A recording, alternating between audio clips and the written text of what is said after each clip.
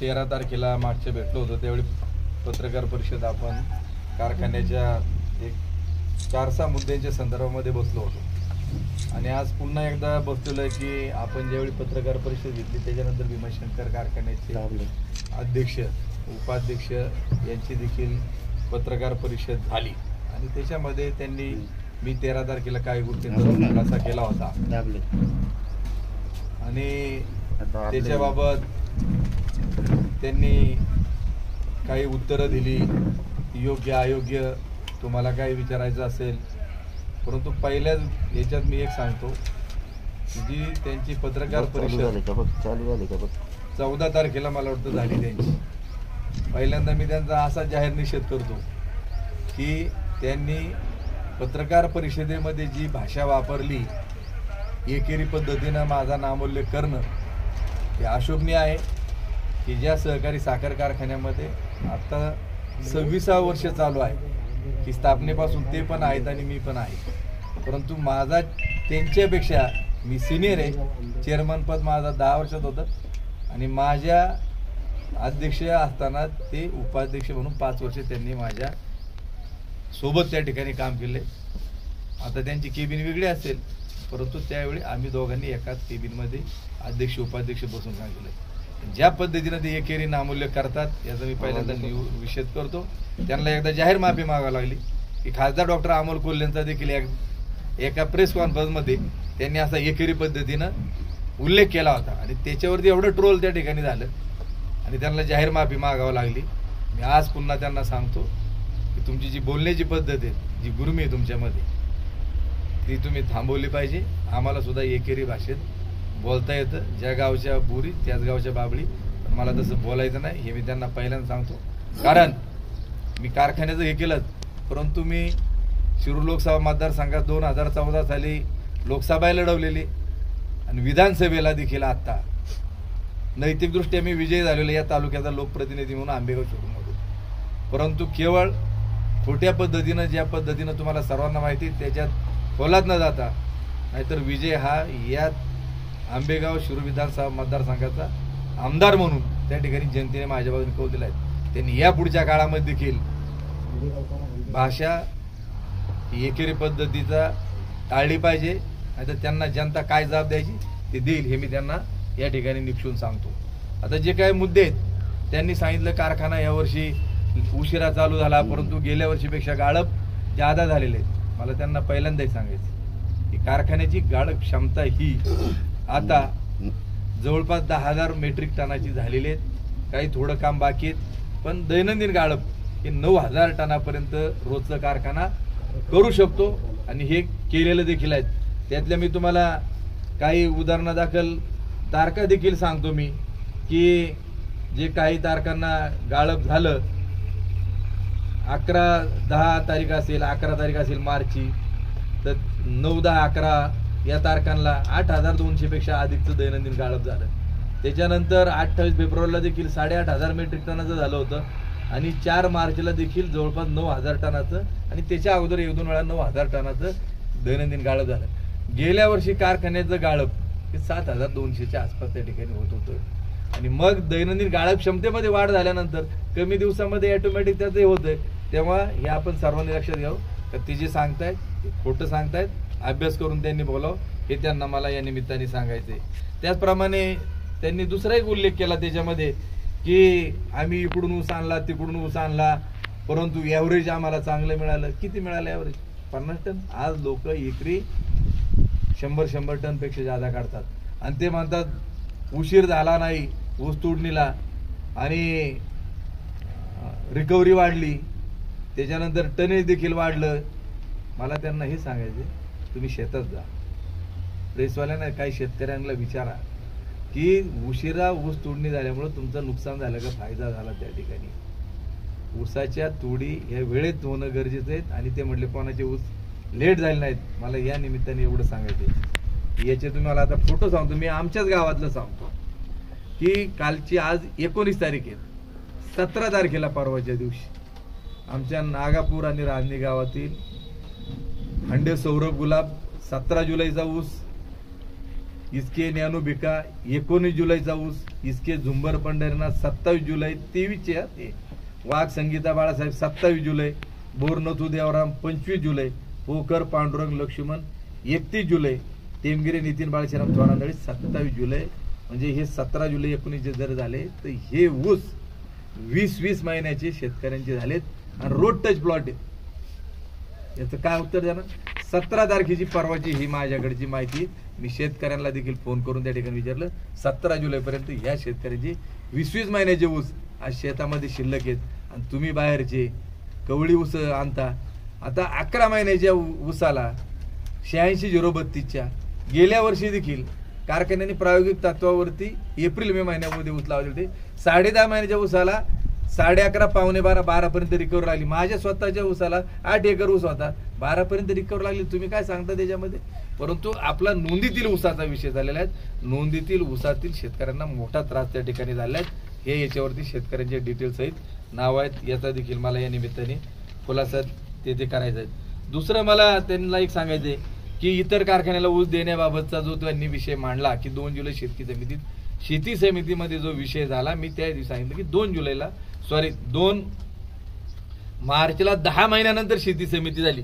ती का झाली माहिती का तुमच्या माहिती की यापूर्वी मी शेती समितीमध्ये होतो, परंतु मधलं जे राजकारण हे झालं की मी ज्या मिटिंगला असतो मी बोलल्याशिवाय राहत नाही. माझं स्पष्ट म्हणणं मी मांडत असतो आणि त्याच्यामुळे त्यांना माहिती का ही जर मिटिंग घेतली तर आपल्याला चुकीचं काही ऊस बाहेरच्या टोळ्या टाकता येणार नाही. 10 महिने त्यांनी ती मिटिंगच घेतली नाही आणि मग आता पुनर्रचना केल्या कमिट्यांच्या आणि मला या पूर्व काळखंडामध्ये कारखान्याच्या याच्यापासून मी शेती समिती, एक्झिक्युटिव्ह कमिटी याच्यामध्ये मी काम केलं आणि आता मला जी कमिटी दिली तक्रार निवारण, कधी मिटिंगच होणार नाही अशी कमिटी दिली. अरे मला क्यू त्या ठिकाणी वाटते की ज्या माणसाने ह्या संस्थेमध्ये 26 वर्षाच्या माणसाची कारकीर्द राहिली, अध्यक्ष म्हणून ज्यांनी काम केलं, तुम्ही संस्थेच्या हिताचा विचार करा, व्यक्तीच्या नका. विरोधात जरी असला संस्थेच्या हित असेल त्याच्याबाबत आपण घेतलं पाहिजे. आणि मग त्यांनी 2 जुलैला जो निर्णय घेतला, मी तुम्हाला 2 मार्चला जो निर्णय घेतला त्याची अंमलबजावणी करता संचालक मंडळात ज्यावेळी ज्या कमिट्यांचे विषय येतात तो आल्यानंतर त्याला मी ठामपणे विरोध केला. ते खोटं बोलतायत. मला क्यू त्यांची ती बोलण्याची की तुम्ही हे जे बोलताना कारखान्याचं नाव आपल्या संस्थेनं भीमाशंकर आहे, भीमाशंकरला स्मरून आता ऑन रेकॉर्ड या शपथी घेणं वगैरे हे काही संविधानिक ते याच्यामध्ये असं बसत नाहीत का. कारण मंत्री पण मी शपथपूर्वक सांगतो की लगेच खोटं बोलायला सुरुवात करतात. तसं जेवढे हजर संचालक होते ना, खाजगीत त्यांना विचारा की जो 2 मार्चचा विषय झाला शेती समितीचा की पराग कारखान्याला जो यांनी ऊस चालू केला होता, 8 तारखेला कारखान्यामध्ये संचालक मंडळाने मान्यता देण्याच्या अगोदर कमिटीमध्ये जो विषय झाला 2 मार्चचा, तर यांनी लगेच दुसऱ्या दिवशी त्याच्यावरती कार्यवाही सुरू केली पराग कारखान्याला ऊस देण्याबाबत. तुम्ही ज्या कारखान्याला पत्र दिली, तुम्ही ऊस घेता का काय करता का ते ठेवा ना आमच्या समोर. एक सुद्धा पत्र ठेवलं आहे.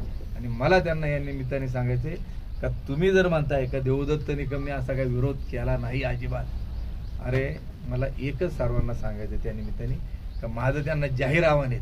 कारभार पारदर्शक आहे ना, मी काय बोलत नाही ना, सगळे बोलतात आणि मी गप्प राहतो ना. या पुढं जशी आता आपली प्रेस कॉन्फरन्स लाईव्ह आहे, देशाची पार्लमेंट लाईव्ह चालते, विधानसभा लाईव्ह चालते, याच्यात खोटं काहीच करत नाही. तर या पुढं देखील आणि यापूर्वी देखील याच्यावरती झूम मिटिंग संचालक मंडळाच्या अनेक वेळा झाल्यात, कोविड काळातही झाल्यात, वार्षिक सभेलाही पण काही लोकांनी कोविडमध्ये ज्यावेळी झाली त्यावेळी. तर या पुढची प्रत्येक मिटिंग ही त्या ठिकाणी झूमवरती झाली पाहिजे आणि ती लिंक लाईव्ह ठेवावी आणि सगळ्या सभासदांना, उत्पादकांना ज्यांना पाहिजे, जशी तुमची प्रेस पाहताय तुम्ही कागद दाखवता ना, तसे सगळ्या बोर्ड मिटिंग त्या या पुढच्या काळात त्यांनी ठेवावं हे देखील मला त्यांनी सांगायचे. आणि ते जर म्हणत असतील का त्यांनी विरोध केला नाही, ते काय म्हणणं मांडलं नाहीत, हा जो त्या दिवशी मी तुम्हाला दाखवला, आज पुन्हा एकदा दाखवतो का ज्यावेळी 2630 रुपयाचा विषय झाला होता त्याला मी विरोध केला आणि मी मागणी 3000ची केली. आणि त्याच्यानंतर आम्ही पुन्हा कारखान्याला एक पत्र दिलं की जर दरवाढ जर केली नाही तर आम्हाला तिथं शेतकऱ्यांना, सभासदांना घेऊन आंदोलन करावं लागेल. आणि मग त्याची दखल घेतल्यानंतर पहिल्या हप्त्याची जी मागणी केली होती त्या सगळ्या पोच आहेत. मी काय बिनपुराव्याशिवाय कधी बोलत त्या ठिकाणी नाही. आणि हे तुम्ही फोटो काढून घेऊ शकता. आणि हे 17 जानेवारीला ज्यावेळी पत्र दिलं त्याच्यानंतर आम्ही 23 तारखेचा इशारा दिला, मग तो दर 2800 रुपये नंतर करण्यात आला. हे देखील मला त्यांना सांगितलं की ही आम्ही लावून धरलं, तिथं बोललो म्हणून हे झालं, याचा देखील विसर त्यांना पडता कामा नये, हे देखील या निमित्ताने सांगायचे. आणि पहिल्या हप्त्याच्या बाबत विषय मांडला, परत पत्र दिलं म्हणून त्या रकमा तिथं वाढल्या गेल्यात. आणि हा मग ठरावात माझा उल्लेख का केला तुम्ही? मी जर बोलत नाही इथं काय, आता त्यांनी ठरवलंय. मी कार्यालयीन अधीक्षक जी प्रेस झाल्यानंतर त्यांना सांगितलंय की मी जे बोललो ते मिनिट्स त्याच्यामध्ये आले पाहिजेत. आणि त्यांनाही मला सांगायचे ते लई कायद्याची भाषा जर बोलत असतील आम्ही कायदेशीर कारवाई करूया, मला कायदा चांगला कळतो. त्यांना एकाच भाषेत मी सांगितलं होतं की मधल्या काळात की त्यांच्या मनाला येईल मी हजर राहू नये मीटिंगला, एक दिवस अगोदर अजेंडा पाठवायचा आणि अचानक मीटिंग कॉल करायची. मी पत्र दिलं 6 जानेवारी 2024ला की जर 7 दिवस अगोदर अजेंडा मिळाला नाही तर मी त्याच्यावरती रीतसर तक्रार करत. तुम्हाला 7 दिवस अगोदर अजेंडा दिलाच पाहिजे. तेव्हापासून आता 7 दिवस अगोदर मीटिंगचा अजेंडा दिला जातो. याच्यावरती देखील त्या निमित्ताने पोच आहेत. आणि हे जर काय बोलत नाही ते म्हणतात, हे करत नाहीत आणि काहीतरी दाखवतात. तुमच्या सर्वांच्या माहिती करता सांगतो की याच्या अगोदर लेखी देखील, आणि ते एक चांगलं झालं, त्यांनी सांगितलं की लेखी म्हणणं मांडलं पाहिजे, लेखी म्हणलं पाहिजे. नियमाने असे का कुठलीही बोर्ड मीटिंग झाल्यानंतर कुठल्या संस्थेची जे मिनिट्स असतात जे काय होतात ते त्या संचालकांना रितसर मिळाले पाहिजेत. आता मी त्यांना पत्र देणार आहे. यापूर्वी आम्ही एकत्र होतो, सगळं चाललंय, आतापर्यंत मी आग्रही नव्हतो, परंतु कायदा असा सांगतो की जे काय मिनिट्स असतात, जे काही ठराव झाले असतील त्याची एक प्रत पुढच्या मीटिंगच्या अगोदर त्या संचालकांना तो ठराव कायम करण्याकरता घरपोच झाला पाहिजे. आता मी पत्र त्यांना आता उद्या सुट्टी आहे, परवा मी देईल, पोच घेईल की या पुढे मला प्रत्येक झालेल्या संचालक मंडळाचे मिनिट्स हे घरपोच आले पाहिजे, नाहीतर त्याच्यावर कायदेशीर कारवाई केली. कारण त्यांचं म्हणे लेखी पाहिजे आणि कायद्याने, तर त्यांना कायदा काय तेच. मग याच्या अगोदर गव्हाण काम असेल, राग बॉयलरच्या बाबतचं त्याचं पत्र 1 जानेवारी 2025ला दिले. चुकीचं काम चाललेलं होतं, ढीकचे ढीक तिथं. गेल्या वर्षीचं तुम्हाला माहिती आहे की 16/12/23ला की शेतकऱ्यांना वाढीव पाणीपट्टीनं त्यांच्या बिलातून पैसे कपात करण्यात आले. ते देवदत्त निकमनी पत्र दिलं तेव्हा लोकांना ते पैसे पुन्हा रिफंड करण्यात आले. आणि तुम्ही काय सांगताय का ते त्यांच्या चमकोगिरी करण्याकरता म्हणतात आणि हे करण्याकरता. मी तिथं शेतकऱ्याची बाजू मांडली, म्हणून वाढीव दरांनी कपात केलेल्या पाणीपट्ट्या पुन्हा शेतकऱ्यांना त्या ठिकाणी रिटर्न त्यांच्या खात्यावरती करण्यात आल्या, याची देखील त्यांनी नोंद घ्यावी. हे फक्त मी तिथं बोललो, लेखी मागणी त्या ठिकाणी केली.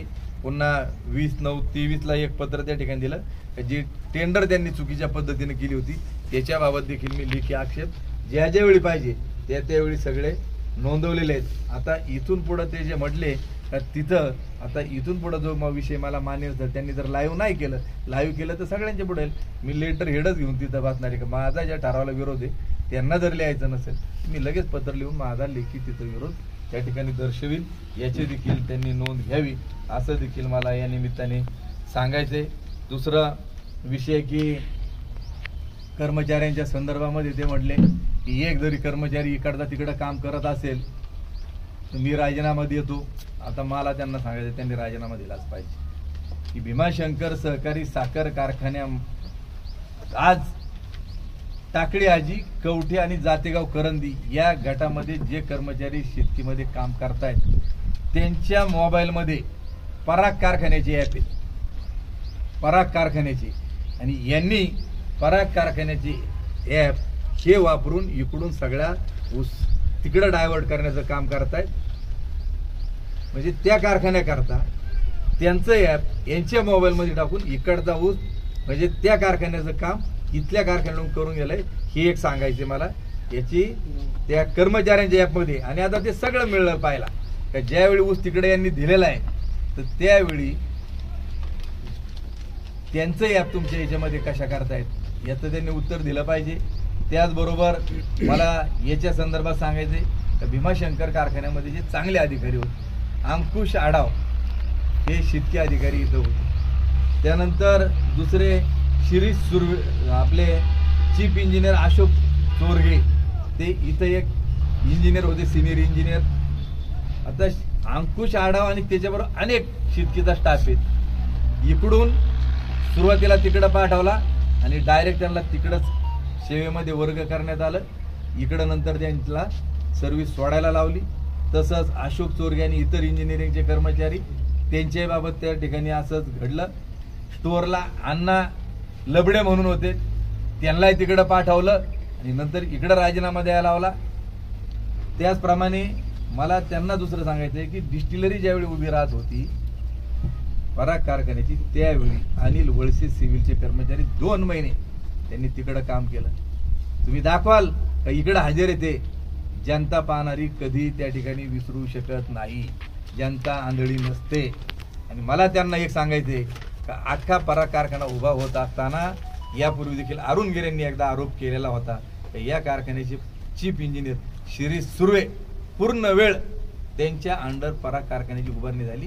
हे त्यांनी नाकारावं. फक्त लोकांनी पाहिलेले, इथल्या कर्मचाऱ्यांनी पाहिलेले, सभासदांनी पाहिलेले का कोण तुम्ही सगळ्यांनी पाहिलेले. त्याच्यामुळं याचा त्यांनी मी नावानिशी या निमित्ताने आता सांगितले, याचं देखील त्यांनी उत्तर द्यावं. आज देखील भीमाशंकर कारखान्यातले कर्मचारी जवळपास 4 लोक आहेत अशी यांच्या पूजन प्रेस्टिजला त्या ठिकाणी काम करतायत. पगार इकडचा, काम तिकडं त्या ठिकाणी करतायत. काही स्वयंपाक बनवायला आहेत, काही यांची भांडी धुण्या करतात त्या ठिकाणी आहेत, काही ऑफिस काम करायला आहेत. अशी ते आतापर्यंत त्यांच्यावर कोटीनं रुपये खर्च झाले आहेत. याचं त्यांनी उत्तर देऊन राजीनामा त्यांनी द्यावा हे मला त्यांनी सांगितलं. किंवा मी बोललो हे खोटं हे देखील त्यांनी सांगावं. असा एक विषय याच्यामधला ह्या कर्मचाऱ्यांच्या बाबतला त्या ठिकाणी आहे. आणि दुसरं एक सांगायचं आहे की स्क्रॅपच्या बाबत त्यांनी जे काही सांगितलं विषय, आता स्क्रॅप त्या दिवशी मी बोललो, ते म्हणले ॲल्युमिनियमचं असं नाही तसं नाही, त्या काळापासून स्टीलमध्ये लोखंडामध्ये ॲल्युमिनियम. आता मी तिथं डिटेल जाणार आहे, एक 4-2 दिवसात सगळे आता अकाउंट जे काढणार आहे. का जर लोखंडाच्याच भावामध्ये, लोखंडाच्याच गाडीमध्ये जर ॲल्युमिनियम जात असेल तर तुम्ही ॲल्युमिनियमचे, लाईट स्टीलचे स्वतंत्र दर का घेतले. आणि यापूर्वी गेले 10 वर्षाचं त्यांनी रेकॉर्ड काढावं. आणि ॲल्युमिनियमची विक्री झाली का नाही, लाईट स्टीलची झाली का नाही, SS स्टीलची झाली का नाही, हेवी स्टीलची झाली का नाही, ते आयटम त्यांनी द्यावं. नाहीतर मी तिथं बसून हे सगळे आकडेवारी काढतो आणि तुम्हाला सगळं देतो. गेल्या वर्षी ॲल्युमिनियमची किती विक्री झाली. आणि आता यांनी हे जे चाललंय, त्यांना वाटलं की मांजराला वाटतं की दूध पितोय डोळे झाकून कोणी काय पाहत नाही. सगळ्यांचं लक्ष आहे त्याच्यावरती. ही दबक्या आवाजातली कुजबूज होती की बाहेर काढण्याचं काम केलेलं आहे. तर हा एक विषय स्क्रॅपच्या संदर्भामधला आहे. आणि एक साधं उदाहरण सांगतो की आमची देवस्थान ट्रस्टला थापली मंदिराचं काम चालू आहे. तर तिथं जे गोमुख असतं तर त्याच्यामधून जे पाणी बाहेर पडतं की मूर्तीला वगैरे आपण स्नान घालतो प्रत्येक मंदिरात, तर ते बांधकाम चालू करताना असताना एक पाईप त्याच्यामध्ये टाकायचा होता. तर आर्किटेक्टचं म्हणणं असं आलं की तो पाईप जर तुम्ही स्टेनलेस स्टीलचा जर टाकला ह्या क्वालिटीचा तर तो कधी 1000 वर्ष झालं तरी तो गंजणार नाही. त्याला काय म्हणा, तो तुम्ही वापरा, PVC काय वापरू नका. आणि मग मी इथं चौकशी केली तर आपल्याकडे स्क्रॅपमध्ये वगैरे पाईप तिथं होते, मिळेल म्हटले. माहिती घेतली सगळी. मग रितसर देवस्थान ट्रस्टचा माणूस गेला, कार्यकारी संचालकांना नाही भेटला. आणि कार्यकारी संचालकांनी मलाही सांगितलं तुम्ही चेअरमनला त्या ठिकाणी त्यांना मी म्हणले त्यांची परवानगी घेतो. आणि मग त्यांनी विचारलं की बाबा असं आपल्याला एक मंदिराच्या तिथं कामाला ते रितसर पैसे भरायला तयार आहेत. आता काय मटेरियल तर काय नवीन काय जुनं काय ते कोणाला मिळतं. गव्हाच्या जर गुणी लागत असतील कोणाला गहू भरायला तर आपल्याला तिथं ते पैसे भरायचे नाही. म्हणले त्याला मला फोन करायला सांग. असं चेअरमन बाळासाहेब भेंडे यांनी MD सांगितलं. म्हटलं हे काय माझं घरचं काम नाही, आम्ही रितसर पैसे भरायला तयार आहे, पण तुमची हुजरेगिरी करायला मी काय मोकळा त्या ठिकाणी नाही. आणि मग देवस्थानच्या याला देखील एक साधा पाईप 200-400 रुपयाचा विषय होता. आम्ही रितसर पैसे भर, पण तो इथं मार्केटमध्ये यावेला होता. मी एका राजू राजपूत म्हणून येत भोसरेला उद्योजक, अहो म्हणलं असं असं आपल्याला एक, ते म्हणले अजिबात काळजी करायचं काय कारण आहे, देवाचं काम 1 रुपया नको. त्यांनी बाबाजी ढोबळेंच्या गाडीत तो पाईप डायरेक्ट थापलिंगला त्या ठिकाणी पोच केला. 7 फुटाचा पाईप होता, 3 इंची पाईप तुम्ही कधी जावं. म्हणजे इतक्या खालच्या प्रवृत्ती जर तुमची असेल तर परमेश्वर तुम्हाला कधी त्या ठिकाणी माफ करणार नाही, हे देखील त्यांना ही सांगण्याची गोष्ट नाही. पण ज्या पद्धतीने ते बोलतात वागतात ती काही त्यांची घरची इस्टेट नाही, हे देखील मला त्या निमित्ताने सांगायचं आहे. आणि दुसरा एक विषय का सभासदांच्या संदर्भामधला जो विषय आहे तर त्याच्याबाबतमध्ये मी यापूर्वी देखील सांगितलं की आपण ते पैसे सभासदांचे गोळा केले. आता आंबेगावमधल्या बऱ्याच जणांच्या अनामतमध्ये काय आहे आणि शिरूर, जुन्नर, पारनेर इकडच्या परिसरातल्या लोकांची शेअरच्या अनामत रकमा जो ठराव झाला त्या ठरावामध्ये एकत्र ठराव झाला जुन्नरच्या गावांचा आणि शिरूरच्या गावांचा. पुढे तो प्रस्ताव दाखल झाल्यानंतर तिथं तो गेल्यानंतर विघ्नर कारखान्याने हरकत घेतली आणि तो ठराव तिथं नामंजूर झाला. आता विषय असा आहे का गेले 10-12 वर्ष सातत्याने शेतकऱ्यांची मागणी पैसे इथं पडून येत का आपलं म्हणणं आहे का ते विघ्नर कारखान्याचा विषय तिकडचे येणार नाही, पण जी 42 गावात किंवा जे ऊस घालणारे शेतकरी ज्यांचे पैसे जमा आहेत त्यांना आपण सभासदत्व दिलं पाहिजे. आणि ते म्हणतात का तो नामंजूर झाला. विघ्नर कारखान्याच्या आक्षेपाने वार्षिक सभेत त्यांनी सांगितलं का ते प्रकरण कोर्टामध्ये पेंडिंग आहे. तुम्ही वार्षिक सभेचं त्यांचं भाषण काढा, अध्यक्षांचं प्राथमिक म्हणले कोर्टामध्ये, कुठल्या कोर्टात ते तरी दाखव ना. आता तुम्हाला त्या दिवशी कागद असा दाखवला त्याची एक कॉपी आमचं म्हणणं आहे ती हातामध्ये त्या ठिकाणी दिली गेली पाहिजे. आता हे शेतकरी संघटनेचे माऊली ढोमे तिथे आहेत, साखर आयुक्तांनी यांना ते इकडे पत्र पाठवलं. आता माऊली ढोमेंचा सभासद असताना पैसे भरलेला असताना किती वर्षापूर्वी ऊस तोडला तुमचा? 5 वर्ष झाली. रडावला अक्षरशः या माणसाला. ऊस नाही तोडा म्हणले शेतकरी संघटनेचा आहे, आंदोलन करतो, हे करतो ते करतो. ही कुठली पद्धत? आणि आमचं त्यांना म्हणणं आहे जर तो ठराव तुम्ही दाखवा नामंजूर केला असेल पुन्हा याच्यामध्ये एक जनरल पुन्हा एक विशेष सर्वसाधारण सभा बोलू. जेवढ्या लोकांनी पैसे भरले ज्यांनी ऊस घातले शिरूर तालुक्यातल्या त्यांना सभासदत्व मिळण्याचा ठराव मागच्या सारखाच पुन्हा एकदा आपण त्या ठिकाणी तो मंजूर करू आणि तो प्रस्ताव दाखल करू. सभासदत्व काय मिळत नाही किंवा आहे तो जुना ठराव, फक्त विघ्नरची हरकत जुन्नर तालुक्यातल्या सभासदांच्या संदर्भामध्ये आहेत ते सोडून बाकीच्यांचं आपल्याला साखर आयुक्ताकडून परवानगी मिळवून देण्याचं काम आम्ही त्या ठिकाणी करून दाखवतो, हे देखील मला या निमित्ताने सांगायचं आहे. त्याचबरोबर दुसरा विषय की सभासदाची हा एक साधा फॉर्म असा सभासदत्व मिळवण्याकरता. आता हा सफेद कागद आहेत, कारखान्याचा जो आहे तो जरा असा पिवळसर रंगाचा कागद त्या ठिकाणी आहे, पण हा सेम आहे त्याची झेरॉक्स आहे याच्यात. तर आता त्यांचं म्हणणं आहे का याच्यात फसवणूक होऊ शकते, आमच्याकडे अर्ज करावा लागतो. आमचं म्हणणं आहे का गेले 10 वर्षात तुम्ही किती आंबेगाव तालुक्यातील ऊस उत्पादकांना सभासदत्व दिलं. मी अध्यक्ष असताना 850 ज्या शेतकऱ्यांनी सभासद नव्हते त्यांनी ऊस घातली त्यांना आम्ही पत्र पाठवली होती आणि त्यातील ज्या शेतकऱ्यांना अर्धा एकर जमीन त्यांनी ऊस घातलाय कारखान्याला त्यांनी कागदपत्राची पूर्तता केली, तेवढे सभासद झाले. त्यानंतर अजिबात नाही. आमचं म्हणणं तेच आहे. आणि तुम्ही जर म्हणत असाल आमचं हे म्हणणं आहे आम्ही रितसर अर्ज करू, 7/12 जोडून देऊ. आणि मी त्या दिवशी सांगितलं की कारखान्याच्या नावाचा डीडी किंवा कारखान्याचा नावाचा चेक 15,150 रुपयाचा त्या ठिकाणी देऊ. त्यांना सभासदत्व तुम्हाला द्यावाच लागेल, ही मक्तेदारी नाही आणि आम्ही ते केल्याशिवाय गप्प राहणार नाही, हे देखील मला या निमित्ताने सांगायचे. त्यांनी जाहीर सांगावं की ज्यांनी कारखान्याला गेले 10 वर्षात ऊस घातलेला ज्यांच्या नाव अर्धा एकर जमीन आहेत त्यांनी आमच्याकडे डीडी आणून द्यावा, चेक आणून द्यावा, 7/12 आणून द्यावा. आम्ही त्यांना सभासद देतो, आम्हाला आमची कुठलीच हरकत नाही. एक तर ते करावं नाही तर आम्ही अर्ज देणार, ते दिलंच पाहिजे. तुम्ही नाकारल्यानंतर आम्ही त्याच्याबाबत रितसर साखर आयुक्ताकडे त्याच्याबाबत तक्रार केल्याशिवाय राहणार नाही, हे देखील मला या निमित्ताने सांगायचे. पुन्हा एक गोष्ट त्यांनी काही याचा उल्लेख केला, पण त्याच्या अगोदर एक सांगतो की कारखान्यात ज्या ज्या शेतकऱ्यांचा ऊस जातो तर त्याच्याबाबत वजन झाल्यानंतर मेसेज जातात. मी अध्यक्ष असताना ती टीम चालू केली होती. पण त्याचबरोबर काट्यावर ज्यावेळी जातं त्यावेळी त्याच्या स्लिपा निघतात वाहनाच्या. एक तोडणी कॉन्ट्रॅक्टरला जाते, एक वाहतूकदाराला जाते, एक कारखान्याकडे राहते आणि एक शेतकऱ्याला द्यायचे आहेत. आता कुठल्याही शेतकऱ्याला त्या ठिकाणी मेसेज 100% लोकांना पोचत नाहीत. 100% लोकांकडं मोबाईल आहे नाही आहे, परंतु ती एक 4 प्रतीमध्ये ती काढली जाते, ती एक दिली जाते. जे बिल आपलं तयार होत असतं गेलेल्या ऊसाचं ते बिल देखील शेतकऱ्यांना घर पोच होत नाही. मी अध्यक्ष असतानाचाच काळ तुम्ही शेतकऱ्यांना विचारून घ्या.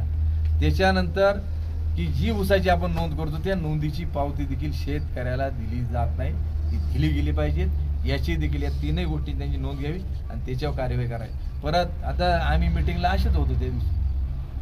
आता इथं माऊली डोमे आहेत, आता हे शरद बोंबे होते, संजय बडेकर आहेत, विशाल बोर, आता हे असे बाकीचे सगळे आम्ही. आता ते म्हटले त्यांच्या आजूबाजूला बसलेले कॉन्ट्रॅक्टर आहेत. आता शरद बोंबे गेल्या वर्षी त्यांच्या नावावरती काय राखेचं कॉन्ट्रॅक्ट नव्हतं. राजू ढोबळे यांना राखेचं कॉन्ट्रॅक्ट मिळालं होतं. हे राजू ढोबळ्यांकडून यांनी राख घेण्याचं काम केलं. जर शरद बोंबेचं असेल तर त्यांनी ते दाखवावं. हे कॉन्ट्रॅक्टर होते कारखान्याचे आणि त्यांनी कारखान्याला गेल्या वर्षी म्हणजे ते मी सांगितली पॉलिसी की याच्या अगोदर काय करायला जायला लागायचं की कारखान्याची राख बाहेर काढण्याकरता कारखान्याला पैसे द्यावे लागायचे, मग कारखाना विक्री करायचा. पण मधल्या काळामध्ये इथं जे फ्लाय ॲश तिकडं नाशिक वगैरे त्या पट्ट्यात आहे तिथं काहीतरी प्रॉब्लेम आला आणि मग ही कारखान्यातली राख वीट भट्टीवाले त्या ठिकाणी वापरायला आली, पूर्वी वापरत नव्हते. आणि मग याला राखेला दर मिळायला लागला. यांनी सांगितलं की आम्हीच काढतो आणि आम्ही कारखान्याला एवढे एवढे पैसे देतो. आता ते फिगरनुसार मी सांगेल की गेल्या वर्षी एवढं गाळप झालं. गेल्या वर्षी डिस्टिलरी नव्हती, हे 2 बॉयलर आतले आणि बाहेरचं 1 बॉयलर, 3 बॉयलरची जेवढी राख होती त्या राखेतून गेल्या वर्षी एवढं गाळप झालं, एवढे कारखान्याला पैसे मिळाले. आता यावेळेस 1 बॉयलर वाढलाय डिस्टिलरीचा, म्हणजे पहिले 3 आता 1 आणि एकूण किती गाळप झालं, एवढं गाळप आणि डिस्टिलरी याच्यामुळं कारखान्याला राखेपासून किती उत्पन्न मिळेल हे आपल्याला कळेल. आता या वर्षी यांनी टेंडर भरलं होतं, पण यांचं जादा दराचं असताना देखील यांना दिलं नाही, कारण ते देवदत्त निकमच्या सोबत त्या ठिकाणी आहेत. आणि या वर्षी गेल्या वर्षी काय आता ते आकडेवारीनुसार फायदा झाला का तोटा झाला ते मी तुम्हाला आता सीझन पूर्ण झाल्यानंतर ते दाखवून देईल आणि मग त्यांना सांगेल की आमच्या सोबतची माणसं ही कारखान्याच्या हिताकारीची आहेत का तोट्याची. त्याचबाबत बडेकर, आता बडेकरांची काय तिथं शाळेवरती बस चालू आहे. मध्यंतरी महिना का 2 महिने किती दिवस बस ठेवली होती, बंद ठेवली 1 महिना. यांनी शाळा 2007ला चालू झाली, 13 साली यांनी गाड्या घेतल्या, म्हणजे 12 वर्ष तोट्यात काय रूट यांनी चालून शाळा हे आहेत. पण केवळ देवदत्त निकमच्या सोबत आहेत याची बस लावली नाही. तुमची काय घरची आहे का इस्टेट आहे का ती. आणि मग मी तिथं जाऊन शिक्षण संस्थेमध्ये जाऊन बसलो की मुलांची वाहतूक करत असताना ज्यांचे रीतसर गाडीचं परमिट असेल, गाडी पासिंग असेल, तीच गाडी चालली पाहिजे. संचालक मंडळामध्ये आवाज उठवला जी गाडी बेकायदेशीर आहे, उद्या काय जर कमी झालं संचालक मंडळाला येईल. एवढी पळापळ झाली, मग यांनी पत्र दिली जे यांचे आहेत बगल बच्चे त्यांना, तुमच्या गाड्यांचे पेपर हे करा. आजही मला त्यांना सांगायचं की 100% तुमच्या गाड्यांचे जर डॉक्युमेंट क्लिअर असेल तुम्ही दाखवा. एकाही गाडीचं येणार कधी पूर्ण झालं. यांनी पत्र दिली त्यांना का महिन्याच्या आतमध्ये किंवा 2 महिन्याच्या आतमध्ये हे करून द्या. मग असं जर खोटं नाटक करत असेल, त्याच्या आधी काय हे टायर गाड्यांचं पंक्चर काढायचं काम करत होते आणि त्यावेळी आता किती वर्ष करत नाही तुम्ही, 2 वर्ष, आता 2 वर्ष हे करत नाही. त्यावेळी कारखान्याचा फायदा होता का तोटा ते खाजगी तुम्हाला त्या ठिकाणी सांगतील. आणि आमच्या आज तर काय शेतीच आहे, शेतीच करणार आहे. आता हा तर काय शेतकरी संघटनेचाच माणूस आहे, हा शेतकरी तो समाधानी शेतीच करणार आहे. आता हे काटापूरचे शेतकरी त्यांचं वेगळं दुःख नाही, ते सांगतील पलीकडे नावना ढुमे घेत. अरे लाभार्थी तुमच्या बरोबर आहेत, आमच्या बरोबर नाहीत. मलिता गँग तुमच्या सोबत आहेत, आमच्या सोबत अजिबात नाही. आणि संस्थेच्या हिताचं पारदर्शकपणे काम करू ही देखील मला त्यांना या निमित्ताने सांगायचं.